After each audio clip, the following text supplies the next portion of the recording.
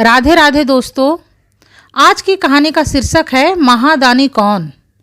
यकीन मानिए ये कहानी आपके दिल को छू जाएगी, बशर्ते इस कहानी को पूरा सुनिए।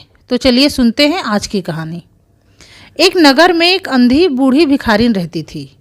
वो अंधी भिखारन रोज नगर के ही एक मंदिर के सामने जाकर खड़ी हो जाती। जब दर्शन के लिए आए लोग मंदिर से बाहर निकलने लगते तो बुढ़िया उन लोगों के सामने अपना आंचल फैला देती और याचना करते हुए नम्रता से कहती, बाबूजी, इस अंधी बुढ़िया पर कुछ दया करो, भगवान के नाम पर कुछ दे दो। बुढ़िया माई यह जानती थी कि मंदिर में आने वाले सभी लोग धार्मिक और दयालु हुआ करते हैं, जो गरीबों दुखियों की सहायता करते हैं। उसका यह अनुमान बहुत हद तक सही भी था। आने जाने वाले 2-4 पैसे उसके आंचल में डाल ही देते थे। अंधी बुढ़िया बदले में उन्हें ढेरों दुआएं देती और उनकी दया को सराहती भी।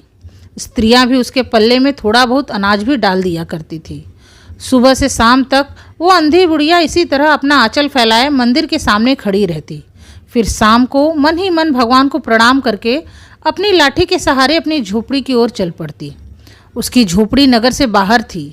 रास्ते में भी वो आने जाने वाले लोगों से याचना करती जाती, लेकिन ज़्यादातर लोग अंधी बुढ़िया को झिड़क ही देते। तब भी अंधी बुढ़िया बिल्कुल निराश न होती। वो अपने काम पर लगी रहती। झोपड़ी के पास पहुंचते ही एक 10 साल का लड़का उछलता कूदता आता और उससे चिपक जाता। अंधी बुढ़िया प्यार से उसे टटोल कर कभी उसे प्यार करती तो कभी उसके माथे को चूमती और उसे अपनी छाती से लगाकर निहाल होती। ये बच्चा कौन है, किसका है, कहाँ से आया, इस बात का किसी को पता नहीं। 5 साल पहले ये बच्चा बुढ़िया के झोपड़ी के पास ही रोते हुए मिला। छोटे से बच्चे को रोता देख अंधी बुढ़िया के हृदय में ममता जाग उठी। उसने बच्चे को गोद में बिठाया और उसे चुप कराने का प्रयत्न करने लगी। धीरे धीरे बच्चे को मिले महीनों बीत गए, पर कोई भी बच्चे को लेने या पता लगाने नहीं आया। अंधी बुढ़िया ने भगवान की कृपा समझकर उस बच्चे को अपना बेटा मानकर पालने लगी। पड़ोसियों ने आज तक उसे अकेले ही रहते देखा था, लेकिन अब अचानक से उसकी झोपड़ी में एक बच्चा भी था। वैसे तो ये घटना साधारण नहीं थी, पर उस अंधी बुढ़िया को सब अच्छे से जानते थे कि वो बहुत सीधी सच्ची और भली औरत है। सो किसी ने भी ये नहीं पूछा कि ये बच्चा किसका है। तब से वो बच्चा अंधी बुढ़िया के पास ही था और खुश भी था। अंधी बुढ़िया उसे अपने से अच्छा खिलाती और पहनाती और प्यार से थपकियाँ देकर उसे सुलाती। वो बार बार भगवान को धन्यवाद देती कि उसके अंधेरे और अकेलेपन से भरे जीवन को जीने के लिए भगवान ने उसे एक सहारा दे दिया। अंधी बुढ़िया ने अपनी झोपड़ी में एक मटकी गाड़ रखी थी। दिन भर जो भी मांग कर लाती उसे रात में उस मटकी में डाल देती और उसे एक लकड़ी के पटरे से ढाँप देती ताकि किसी दूसरे की नज़र उस पर ना पड़े। खाने के लिए अनाज काफ़ी मिल जाता, उसी से काम चलाती। पहले बेटे को पेट भर खिलाती, फिर खुद खाती और रात में बेटे को अपनी छाती से लगाकर वहीं सो जाती। सुबह होते ही बेटे को खिला पिलाकर फिर से मंदिर के बाहर जाकर खड़ी हो जाती। उसी नगर में एक धर्मचंद्र नाम का सेठ रहता था। वो बहुत नामी और धनवान सेठ था। नगर का बच्चा बच्चा उसकी कोठी से परिचित था। सबको लगता था कि सेठ बहुत नेक और धर्मात्मा आदमी है। दिन के 12 बजे तक सेठ स्नान ध्यान और पूजा पाठ में ही लगा रहता। उसकी कोठी पर हर समय भीड़ लगी रहती थी। कुछ तो कर्ज लेने आते, लेकिन बहुत से ऐसे लोग भी थे जो अपनी जमा पूंजी को सेठ के पास धरोहर के रूप में सुरक्षित रखने के लिए आते। नगर के सैकड़ों भिखारी अपनी जमा पूंजी को सेठ धर्मचंद्र के पास ही जमा कर जाते। अंधी बुढ़िया भी ये बात जानती थी, पर अब तक उसने अपनी कमाई को कभी भी सेठ के पास जमा नहीं कराया था। लेकिन अब उसके पास काफ़ी पैसे जमा हो गए थे। उसकी मटकी लगभग पूरी भर गई थी। उसे डर लगा रहता कि कभी कोई इसे चुरा न ले। ये पैसे उसने अपने बेटे के भविष्य के लिए जोड़े थे, इसलिए वो इन पैसों को सुरक्षित रखना चाहती थी। सो एक दिन शाम के समय उसने उस मटकी को उखाड़ा और अपने फटे हुए आंचल से छिपाकर सेठ जी की कोठी पर पहुंची। सेठ जी अपने बही खाते के पन्ने पलट रहे थे। बुढ़िया को देखकर पूछा कि क्या है बुढ़िया। बुढ़िया ने धीरे से उस मटकी को सेठ के आगे सरका दिया और डरते डरते बोली, सेठ जी, इसे अपने पास जमा कर लो, मैं अंधी बुढ़िया कहाँ रखती फिरूंगी। सेठ जी ने मटकी को देखकर कहा, क्या है इसमें। तो अंधी बुढ़िया ने कहा, सेठ जी, भीख मांग मांग कर अपने बच्चे के लिए 2-4 पैसे जोड़े हैं, अपने पास रखने से डरती हूँ। अगर आप इन्हें अपने पास जमा कर लेंगे तो आपकी बड़ी कृपा होगी। सेठ जी ने अपने मुनीम को इशारा करते हुए कहा, बही खाते में जमा कर लो। फिर बुढ़िया से पूछा, तेरा नाम क्या है। अंधी बुढ़िया ने अपना नाम बताया। फिर मुनीम जी ने उसके पैसे को गिनकर उसके नाम से जमा कर दिया। बुढ़िया सेठ को आशीर्वाद देती हुई अपनी झोपड़ी में लौट आई। धीरे धीरे बुढ़िया के 2 साल बड़े सुख से बीत गए। लेकिन एक दिन अचानक से बुढ़िया का बेटा बीमार पड़ गया। बुढ़िया ने झाड़ फूँक करवाया, उसकी नज़र उतारी, टोने टोटके से भी काम लिया, पर उसके सारे यत्न विफल ही सिद्ध हुए। बेटे की दशा दिन प्रतिदिन बिगड़ती ही गई। बुढ़िया का कलेजा फटने लगा। साहस ने अब जवाब दे दिया। निराश होकर वो बैठ गई। लेकिन तभी उसे ध्यान आया कि हो सकता है बड़े वैद्य जी के इलाज से फ़ायदा हो जाए। इस विचार के आते ही वो गिरती पड़ती सेठ जी की कोठी पर आ पहुंची। सेठ जी अपने बही खातों में लगे हुए थे। अंधी बुढ़िया ने कहा, सेठ जी, मेरी जमा पूंजी में से 10-5 रुपये मुझे मिल जाए तो बड़ी कृपा होगी आपकी। मेरा बच्चा बहुत बीमार है, इलाज न हुआ तो वो मर जाएगा, उसे वैद्य जी को दिखाना है। सेठ जी ने कठोर स्वर में कहा, कैसी जमा पूंजी, कैसे रुपए? मेरे पास किसी के रुपए जमा नहीं है।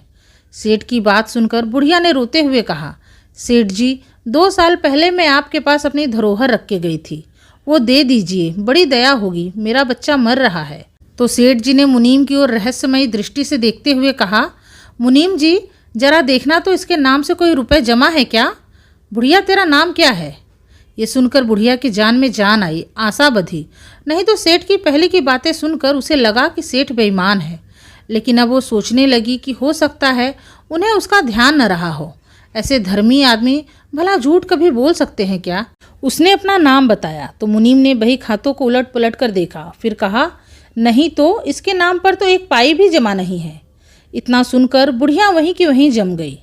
फिर वो रो रो कर सेठ जी से याचना करने लगी, सेठ जी, भगवान के लिए धर्म के नाम पर ही कुछ दे दीजिए, मेरा बच्चा जी जाएगा, मैं जीवन भर आपके गुण गाऊंगी। लेकिन सेठ का पाषाण हृदय न पिघला।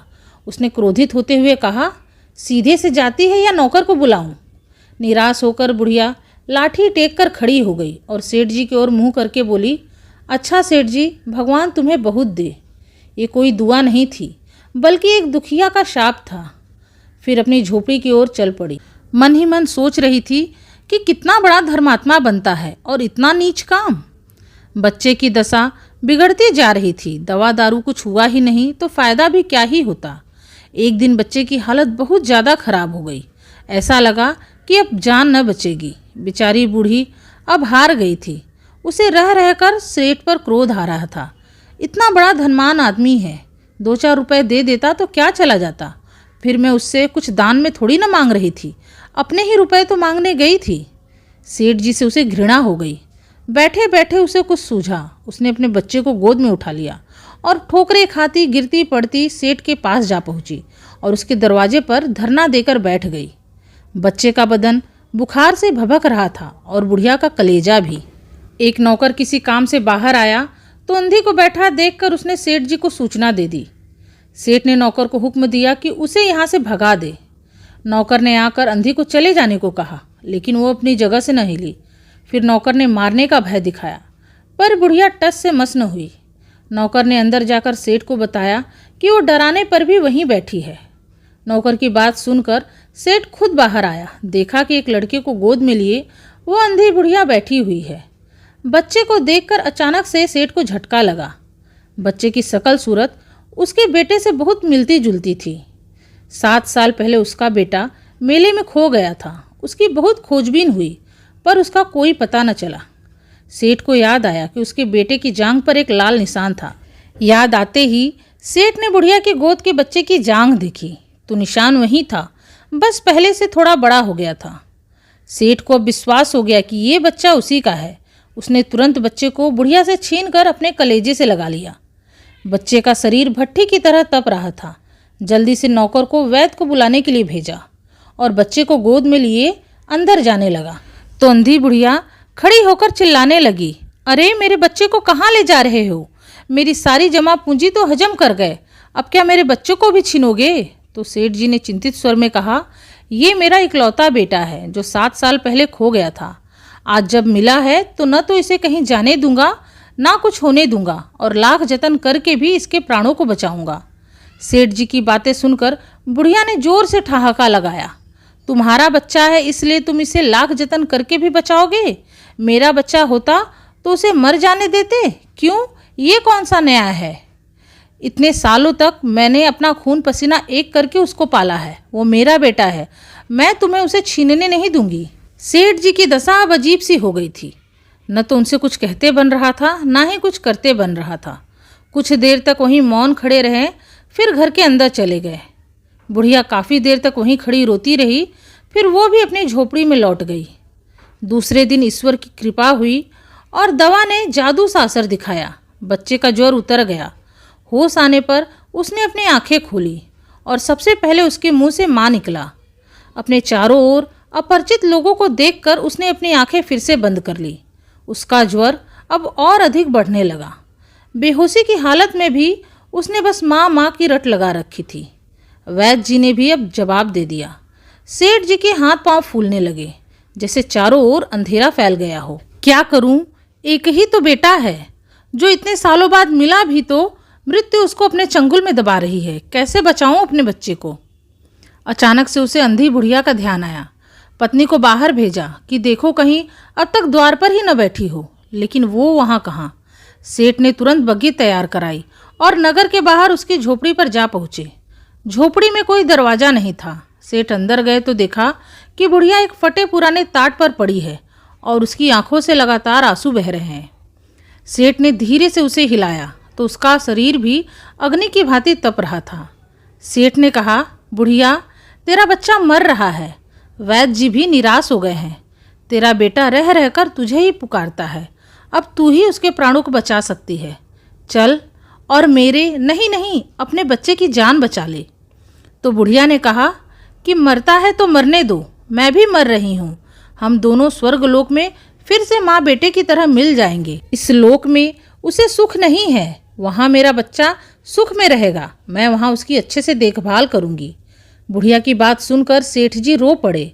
आज तक उन्होंने किसी के सामने अपना सर न झुकाया था, लेकिन इस समय वो अंधी बुढ़िया के पैरों में गिर पड़े और रोते हुए बोले, ऐसे मत बोलो, अपनी ममता की लाज रख लो। आखिर तुम भी तो उसकी माँ हो। चलो, तुम्हारे जाने से वह बच जाएगा। ममता शब्द सुनकर बुढ़िया व्याकुल हो उठी। उसने तुरंत कहा, हाँ चलो। सेठ ने बुढ़िया को सहारा देकर बाहर ले आए और बग्घी में बैठा दिया। बग्घी सेठ के घर की ओर दौड़ने लगी। उस समय सेठ और बुढ़िया दोनों की एक ही दशा थी। दोनों ही चाहते थे कि वो जल्द से जल्द अपने बच्चे के पास पहुंच जाए। बग्घी कोठी के बाहर रुकी। सेठ ने सहारा देकर बुढ़िया को उतारा और अंदर ले गए। अंदर जाकर बुढ़िया ने बच्चे के माथे पर हाथ फेरा। बच्चा पहचान गया कि ये उसकी माँ के हाथ है। उसने तुरंत अपनी आंखें खोल दी। बुढ़िया को अपने पास खड़े देखकर बोला, माँ, तुम आ गई। बुढ़िया बच्चे के सिरहाने बैठ गई और उसके सर को अपने गोद में रख लिया। बच्चे को बहुत सुख का अनुभव हुआ। वह तुरंत ही उसकी गोद में सो गया। दूसरे ही दिन से बच्चे की दशा सुधरने लगी और 10-15 दिन में वह बिल्कुल ठीक हो गया। जो काम नीम हकीमों की दवाइयाँ और वैद्यों की पुड़िया न कर सके, वो बुढ़िया के स्नेहमयी सेवा ने पूरा कर दिया। बच्चे के पूरी तरह ठीक हो जाने पर बुढ़िया ने सेठ से विदा मांगी। सेठ ने बुढ़िया को बहुत कहा, बहुत मनाया कि वो उन्हीं के पास रह जाए, लेकिन बुढ़िया सहमत न हुई। विवश होकर उसे विदा करना पड़ा। जब वो जाने लगी तो सेठ ने एक थैली उसके हाथ में दे दी। बुढ़िया ने पूछा कि इसमें क्या है? तो सेठ ने कहा, इसमें तुम्हारी धरोहर, तुम्हारी जमा पूंजी है। वो मेरा अपराध। सेठ अपनी बात पूरी कर पाता उससे पहले ही बुढ़िया ने उसकी बात काट कर कहा, ये रुपए तो मैंने तुम्हारे बेटे के लिए ही जोड़े थे, उसी को दे दो। बुढ़िया ने वो थैली वहीं छोड़ दी और लाठी टेकती हुई बाहर चली गई। बाहर निकलकर फिर उसने उस कोठी की ओर अपनी आंखें उठाई। उसकी आंखों से आंसू बह रहे थे, लेकिन एक भिखारन होते हुए भी वो अंधी बुढ़िया सेठ से कहीं ज़्यादा महान थी। इस समय सेठ याचक था और वो दाता थी। तो दोस्तों, ये थी आज की कहानी। उम्मीद है आप लोगों को ये कहानी पसंद आई होगी। अगर पसंद आई है तो इस वीडियो को लाइक करके मेरे चैनल को सब्सक्राइब कर लीजिएगा। आपसे मिलूंगी अपने अगले वीडियो में एक नई कहानी के साथ। तब तक के लिए राधे राधे, धन्यवाद।